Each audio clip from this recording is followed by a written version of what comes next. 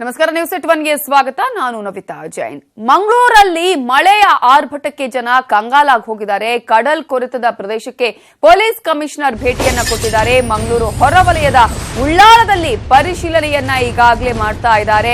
ಒಂದ್ ಕಡೆ ದಕ್ಷಿಣ ಕನ್ನಡದಲ್ಲಿ ಮಳೆಯ ಆರ್ಭಟಕ್ಕೆ ಜನ ಕಂಗಾಲಾಗಿ ಹೋಗಿದ್ದು, ಎಲ್ಲೆಲ್ಲಿ ಕಡಲ್ ಕೊರೆತ ಆಗಿದೆಯೋ ಆ ಎಲ್ಲ ಪ್ರದೇಶಕ್ಕೆ ಪೊಲೀಸ್ ಕಮಿಷನರ್ ಭೇಟಿಯನ್ನ ಕೊಟ್ಟಿದ್ದಾರೆ. ಒಂದ್ ಕಡೆ ಮಂಗಳೂರು ಹೊರವಲಯದ ಉಳ್ಳಾಲದಲ್ಲಿ ಪರಿಶೀಲನೆಯನ್ನ ಮಾಡಿದ್ದಾರೆ. ಸಂಕಷ್ಟದಲ್ಲಿರುವಂತಹ ಜನರಿಗೆ ಸಂದೀಪ್ ಪಾಟೀಲ್ ನೆರವನ್ನ ನೀಡುತ್ತಿದ್ದಾರೆ. ಪೊಲೀಸ್ ಕಮಿಷನರ್ ಸಂದೀಪ್ ಪಾಟೀಲ್ ಎಲ್ಲರಿಗೂ ಕೂಡ ಸಹಾಯ ಹಸ್ತವನ್ನ ಚಾಚಿದ್ದು, ನೀರು ನಿಲ್ಲುವ ಪ್ರದೇಶಗಳಲ್ಲಿ ಸಂದೀಪ್ ಪಾಟೀಲ್ ಪರಿಶೀಲನೆಯನ್ನ ಮಾಡ್ತಾ ಇದ್ದಾರೆ. ಈಗಾಗಲೇ ದಕ್ಷಿಣ ಕನ್ನಡದಲ್ಲಿ ಬಿಟ್ಟು ಬಿಡದೆ ಮಳೆ ಬರ್ತಾನೆ ಇದೆ, ಮಳೆ ಸುರಿತಾ ಇದೆ. ಈ ಹಿನ್ನೆಲೆಯಲ್ಲಿ ಈಗಾಗಲೇ ಎಲ್ಲೆಲ್ಲಿ ಮಳೆಯ ನೀರು ನಿಲ್ತಾ ಇದೆಯೋ ಆ ಪ್ರದೇಶಗಳಿಗೂ ಕೂಡ ಭೇಟಿಯನ್ನ ಕೊಡ್ತಾ ಇದ್ದಾರೆ. ಸಾಮಾನ್ಯವಾಗಿ ಮಳೆ ಅಂದಂತಹ ಸಂದರ್ಭದಲ್ಲಿ ಕಡಲ್ ಕೊರೆತ ಆಗೋದು ಸಾಮಾನ್ಯವಾಗಿ ಬಿಟ್ಟಿದೆ ಕರಾವಳಿ ಪ್ರದೇಶದಲ್ಲಿ. ಯಾಕಂದ್ರೆ ಬೀಚ್ ಇರುವಂತಹ ಪ್ರದೇಶಗಳಲ್ಲಿ ಕಡಲ್ ಕೊರೆತ ಅನ್ನೋದು ಸಾಮಾನ್ಯವಾಗಿದೆ. ಸೊ ಅಲ್ಲಿ ಸಾಕಷ್ಟು ಜನರನ್ನ ಸ್ಥಳಾಂತರ ಮಾಡಬೇಕಾಗುತ್ತೆ, ಕಡಲ ತೀರದಲ್ಲಿರುವಂತಹ ಜನರನ್ನ ಸ್ಥಳಾಂತರ ಮಾಡಬೇಕಾಗುತ್ತೆ. ಸೊ ಈಗಾಗಲೇ ಸಂಕಷ್ಟದಲ್ಲಿರುವಂತಹ ಜನರಿಗೆ ಸಂದೀಪ್ ಪಾಟೀಲ್ ಅವರು ನೆರವನ್ನ ನೀಡ್ತಾ ಇದ್ದಾರೆ, ಸ್ಥಳಕ್ಕೆ ಭೇಟಿ ಕೊಟ್ಟಿದ್ದಾರೆ. ಇನ್ನು ಉಳ್ಳಾಲದಲ್ಲಿ ಸೋಮೇಶ್ವರ ಬೀಚ್ ಕೂಡ ಇದೆ. ಈ ಒಂದು ಸೋಮೇಶ್ವರ ಬೀಚ್ ನ ಪಕ್ಕದಲ್ಲೇ ಇರುವಂತಹ ಜನರನ್ನ ಸ್ಥಳಾಂತರ ಮಾಡಬೇಕಾಗತ್ತೆ. ಕಡಲ್ ಕೊರೆತ ಉಂಟಾಗ್ತಾ ಇದೆ, ಮನೆಗಳು ಬಿದ್ದು ಹೋಗ್ತಾ ಇದೆ. ಸೊ ಈ ಹಿನ್ನೆಲೆಯಲ್ಲಿ ಈಗಾಗಲೇ ಕಮಿಷನರ್ ಆಗಿರುವಂತಹ ಸಂದೀಪ್ ಪಾಟೀಲ್ ಅವರು ಸಾಕಷ್ಟು ಸ್ಥಳಗಳಿಗೆ ಭೇಟಿಯನ್ನ ಕೊಡ್ತಾ ಇದ್ದಾರೆ. ಎಲ್ಲೆಲ್ಲಿ ನೀರು ನಿಲ್ತಾ ಇದೆಯೋ ಆ ಪ್ರದೇಶಗಳಿಗೆ ಭೇಟಿ ಕೊಡ್ತಾ ಇದ್ದಾರೆ. ಕಡಲ್ ಕೊರೆತ ಆದಂತಹ ಸ್ಥಳಗಳಿಗೆ ಭೇಟಿಯನ್ನ ಕೊಟ್ಟರು.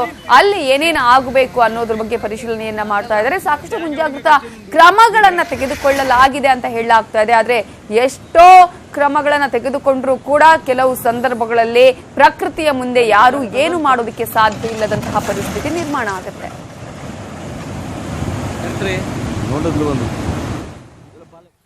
ಇನ್ನು ಕರಾವಳಿಯ ಮೊದಲ ಮಳೆಗೆ ನೇತ್ರಾವತಿ ನದಿಗೆ ನೀರು ಬಂದಿದೆ. ಧರ್ಮಸ್ಥಳದ ಸ್ನಾನಘಟ್ಟದಲ್ಲಿ ನೀರು ತುಂಬಿದೆ. ಇದು ಮಂಜುನಾಥ ಸ್ವಾಮಿಯ ಭಕ್ತರ ಸಂತೋಷಕ್ಕೆ ಕಾರಣ ಆಗಿದೆ. ನಿಮ್ಗೆಲ್ರಿಗೂ ಗೊತ್ತಿರಬಹುದು, ಧರ್ಮಸ್ಥಳದಲ್ಲಿ ನೀರಿನ ಅಭಾವ ಇದೆ. ಯಾರು ಕೂಡ ಭಕ್ತರು ಸ್ವಲ್ಪ ದಿನಗಳ ಕಾಲ ಧರ್ಮಸ್ಥಳ ಪ್ರವಾಸವನ್ನ ಮುಂದೂಡಿ ಅಂತ ಹೇಳಿ ಧರ್ಮಾಧಿಕಾರಿ ವೀರೇಂದ್ರ ಹೆಗ್ಗಡೆ ಅವರು ಕೂಡ ಮನವಿಯನ್ನ ಮಾಡಿಕೊಂಡಿದ್ರು. ಎಷ್ಟರ ಮಟ್ಟಿಗೆ ನೀರಿನ ಅಭಾವ ಇತ್ತು ಅಲ್ಲಿ ಅನ್ನೋದನ್ನ ನಾವು ಗಮನಿಸಬಹುದು.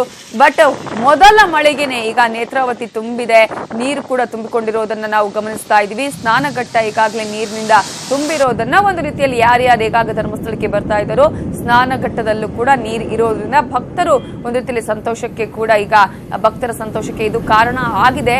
ವೀರೇಂದ್ರ ಹೆಗ್ಗಡೆ ಅವರು ಮೇ ಸಂದರ್ಭದಲ್ಲೂ ಕೂಡ ಹೇಳಿದ್ರು, ನೀರಿನ ಅಭಾವ ಇದೆ, ನೇತ್ರಾವತಿಯಲ್ಲಿ ನೀರಿಲ್ಲ, ಇನ್ನೊಂದು ಕಡೆ ಸ್ನಾನಘಟ್ಟದಲ್ಲಿ ನೀರಿಲ್ಲ, ತೀರ್ಥ ಕೊಡೋದಕ್ಕೂ ನೀರಿಲ್ಲದಂತಹ ಪರಿಸ್ಥಿತಿ ನಿರ್ಮಾಣ ಆಗಿದೆ, ಅಭಿಷೇಕ ಮಾಡೋದಕ್ಕೂ ಕೂಡ ನೀರಿಲ್ಲದ ಪರಿಸ್ಥಿತಿ ನಿರ್ಮಾಣ ಆಗಿದೆ ಅಂತ ಹೇಳಿ. ಬಟ್ ಈಗ ಬಂದಂತಹ ಒಂದು ಮಳೆಗೆ ನೇತ್ರಾವತಿ ತುಂಬಿದೆ ಅನ್ನುವಂತಹ ಮಾಹಿತಿಗಳು ಕೂಡ ಲಭ್ಯವಾಗಿದೆ. ಸ್ನಾನಘಟ್ಟ ಕೂಡ ತುಂಬಿದೆ. ಹಾಗಾಗಿ ಒಂದು ರೀತಿಯಲ್ಲಿ ಈಗಾಗಲೇ ಧರ್ಮಸ್ಥಳದಲ್ಲಿ ಇದ್ದಂತಹ ಮಂಜುನಾಥ ಸ್ವಾಮಿಯ ಭಕ್ತರು ಖುಷಿಗೆ ಕಾರಣರಾಗಿದ್ದಾರೆ. ಇನ್ನು ಕೊಡಗಿನ ವಿಚಾರಕ್ಕೆ ಬರೋದಾದ್ರೆ ಅಲ್ಲಿ ಮತ್ತೆ ಮುಂಗಾರು ಮಳೆಯ ಅಬ್ಬರ ಚುರುಕಾಗಿದೆ. 3 ದಿನಗಳ ನಂತರ ಬೆಳಗ್ಗೆ ಕೂಡ ಬಿಡುವನ್ನ ಕೊಟ್ಟಿತ್ತು ಮಳೆ. ಮಧ್ಯಾಹ್ನದ ನಂತರ ಸ್ವಲ್ಪ ಜಾಸ್ತಿ ಆಗ್ತಾ ಇದೆ. ಈಗ ಮಳೆರಾಯನ ಆರ್ಭಟದಿಂದ ಕೊಡಗಿನಲ್ಲಿ ಜನ ಮತ್ತೆ ಆತಂಕಕ್ಕೊಳಗಾಗಿದ್ದಾರೆ. ಯಾಕಂದ್ರೆ ಕಳೆದ ವರ್ಷ ಬಿದ್ದಂತಹ ಭಾರಿ ಮಳೆ ಯಾವ ರೀತಿಯಾಗಿ ಇಡೀ ಒಂದು ಕೊಡಗನ್ನೇ ಸರ್ವನಾಶ ಮಾಡಿತ್ತು ಅನ್ನೋದನ್ನ ನಾವು ಗಮನಿಸ್ತಾ ಇದ್ವಿ. ಭೂಕುಸಿತ ಉಂಟಾದಂತಹ ಪರಿಸ್ಥಿತಿ ಹೇಗಾಗಿತ್ತು ಅನ್ನೋದು.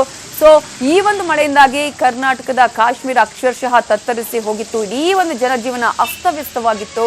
ಈ ಬಾರಿಯೂ ಅಂಥದೇ ಘಟನೆ ಮರುಕಳಿಸಬಹುದು ಅಂತ ಹೇಳಿ ಜಿಲ್ಲಾಡಳಿತ ಹಾಗೂ ಹವಾಮಾನ ಇಲಾಖೆ ಆಲ್ರೆಡಿ ಎಚ್ಚರಿಕೆಯನ್ನು ಕೊಟ್ಟಿದೆ.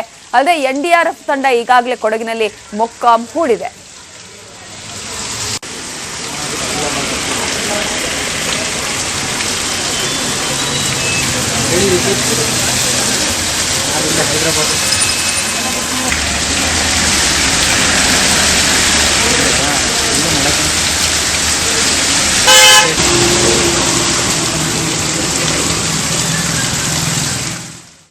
ಇನ್ನು ಚಿಕ್ಕಮಗಳೂರಿನಲ್ಲೂ ಕೂಡ ವರುಣನ ಅಬ್ಬರ ಜೋರಾಗಿದೆ. ಭಾರಿ ಮಳೆಯಿಂದಾಗಿ ರಸ್ತೆಗಳು ಕೆಸರು ಗದ್ದೆಗಳಾಗಿ ಮಾರ್ಪಾಡಾಗಿದೆ.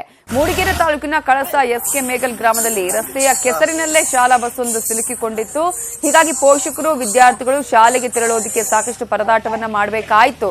ಮೇಗಲ್ ಗ್ರಾಮದಲ್ಲಿ ಪ್ರತಿ ಬಾರಿ ಕೂಡ ಮಳೆ ಬಂದ್ರೆ ರಸ್ತೆಗಳೆಲ್ಲ ಗುಂಡಿಮಯ ಆಗುತ್ತೆ, ಕೆಸರು ಗದ್ದೆಗಳಂತಾಗುತ್ತೆ. ಹಲವು ಬಾರಿ ತನ್ನ ಅಧಿಕಾರಿಗಳಿಗೆ ಹೇಳಲಾಗಿದೆ ಸೂಕ್ತ ರಸ್ತೆಯನ್ನ ನಿರ್ಮಿಸಿಕೊಡಿ ಅಂತ ಹೇಳಿ. ಆದ್ರೆ ಎಷ್ಟೇ ಮನವಿ ಮಾಡಿದ್ರು ಕೂಡ ಅಧಿಕಾರಿಗಳ ಕಿವಿಗೆ ಮಾತ್ರ ಇದು ಮುಟ್ತಾ ಇಲ್ಲ ಅಂತ ಹೇಳಿ ಜನರು ಆಕ್ರೋಶವನ್ನ ಹೊರ ಹಾಕ್ತಾ ಇದ್ದಾರೆ. ಅಟ್ಲೀಸ್ಟ್ ಈಗಲಾದ್ರೂ ಇಂತಹ ಸಮಸ್ಯೆ ಆಗಿದೆ, ಇಂತಹ ವಿಜುವಲ್ ಅನ್ನ ನೋಡಿ ಆದ್ರೂ ನಮ್ಮ ಊರಿನ ಪರಿಸ್ಥಿತಿ ಹೇಗಿದೆ ಅಂತ ಹೇಳಿ ಅಧಿಕಾರಿಗಳ ಕಡೆ ಗಮನವನ್ನ ವಹಿಸ್ತಾರ. ಇನ್ನು ಮುಂದಾದ್ರೂ ಇಂತಹ ಸಮಸ್ಯೆಗಳ ಆಗದ ಹಾಗೆ ನೋಡ್ಕೊಳ್ತಾರ ಅಧಿಕಾರಿಗಳು. ಯಾಕಂದ್ರೆ ಅಧಿಕಾರಿಗಳು ಒಂದ್ಸಲ ಬರ್ತಾರೆ ಹೋಗ್ತಾರೆ, ಪ್ರತಿದಿನ ಅಲ್ಲಿ ಗ್ರಾಮಸ್ಥರ ಆ ರಸ್ತೆಯಲ್ಲಿ ಓಡಾಡಬೇಕಾಗುತ್ತೆ. ಸೊ ಬಂದಂತಹ ಸಂದರ್ಭದಲ್ಲಿ ಅಧಿಕಾರಿಗಳಿಗೆ ಒಂದ್ಸಲ ಇಂತಹ ಪರಿಸ್ಥಿತಿ ನಿರ್ಮಾಣ ಆದ್ರೆ ಗೊತ್ತಾಗುತ್ತೆ ಏನ್ ಸಿಚುವೇಶನ್ ಅನ್ನೋದು.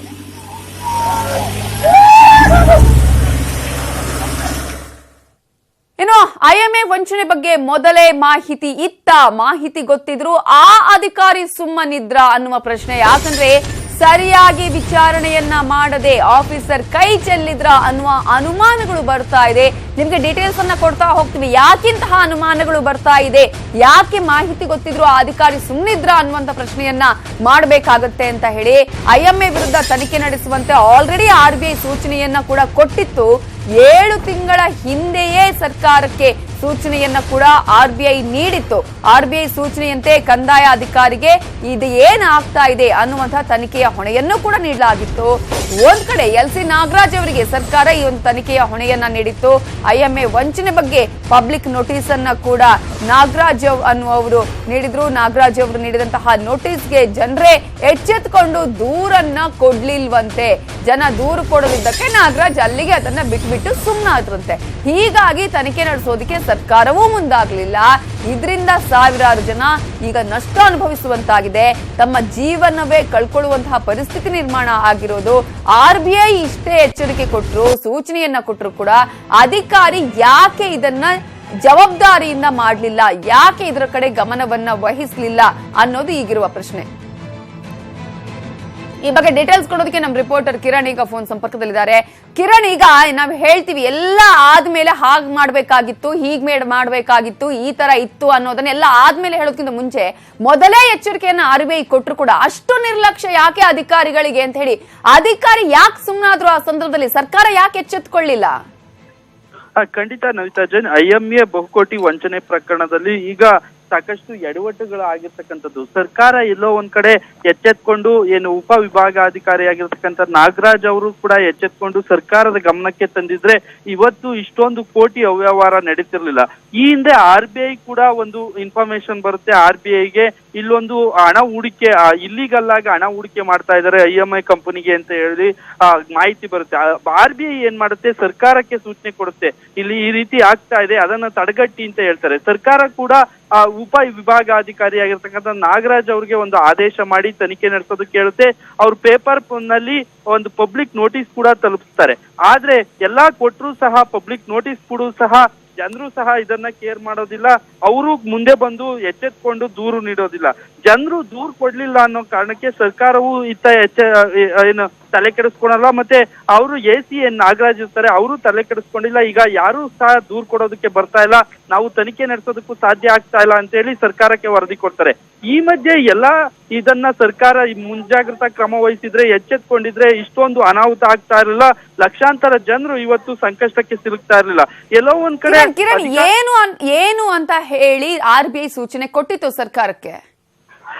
ಈ ತರ ಒಂದು IMA ಜ್ಯುವೆಲರ್ಸ್ ಕಂಪನಿ ಏನಿದೆ, ಇದು ಇಲ್ಲಿಗಲ್ ಆಗಿ ಅನಧಿಕೃತವಾಗಿ ಹಣವನ್ನ ಹೂಡಿಕೆ ಮಾಡ್ತಾ ಇದ್ರೆ, ಕೋಟ್ಯಾಂತರ ರೂಪಾಯಿ ಹಣ ಹೂಡಿಕೆ ಆಗ್ತಾ ಇದೆ.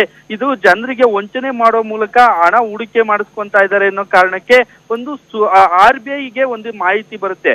RBI ಇದನ್ನ ಸರ್ಕಾರಕ್ಕೆ ಗಮನಕ್ಕೆ ತಂದು ತನಿಖೆ ನಡೆಸೋದಂತೆ ಆದೇಶ ಮಾಡುತ್ತೆ.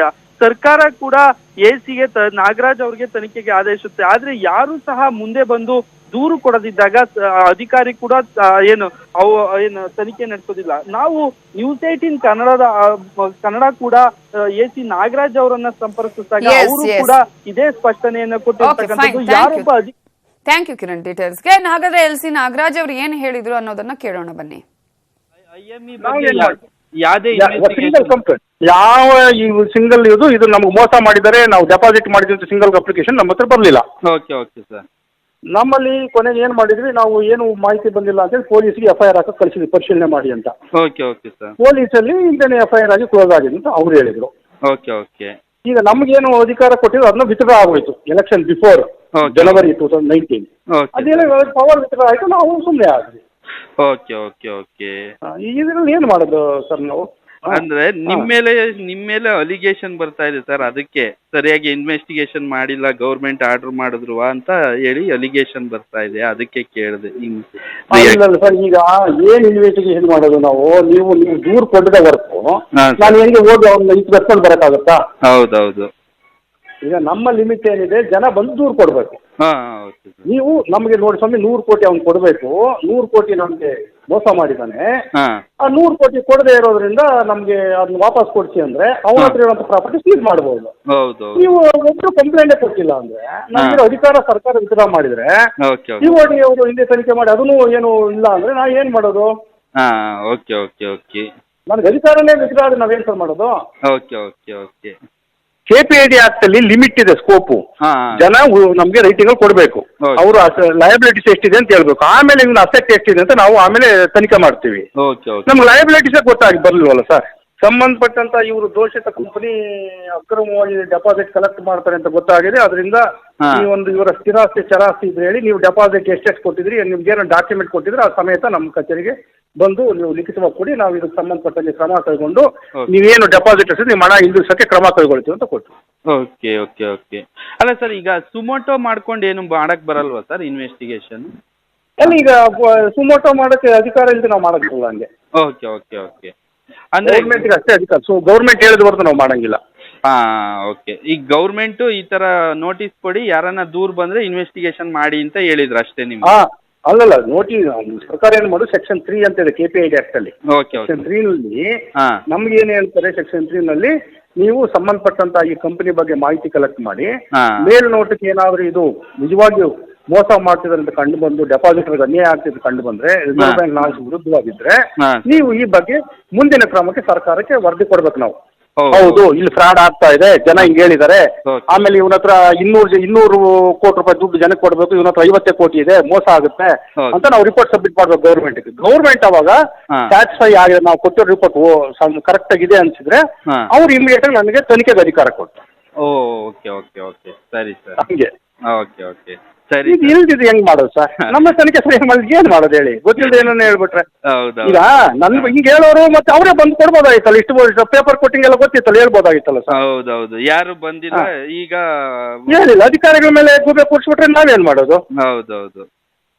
ನಾವು ಸುಮ್ಮನೆ ಕೂತ್ರೆ ಬೇರೆ, ಪೇಪರ್ ಅಲ್ಲಿ ಹಾಕಿದೀವಿ, ಪೊಲೀಸ್ ಸ್ಟೇಷನ್ಗೆ ಬರೆದಿದ್ದೀವಿ, ರಾತ್ರಿ ಓಡೋದ್ಮೇಲೆ ಎಲ್ಲರಿಗೂ ಜ್ಞಾನೋದಯ ಆಗ್ತದೆ. Okay okay. ಆರಾಮಲ್ಲ ಸರ್? ಆರಾಮ್ ಸರ್.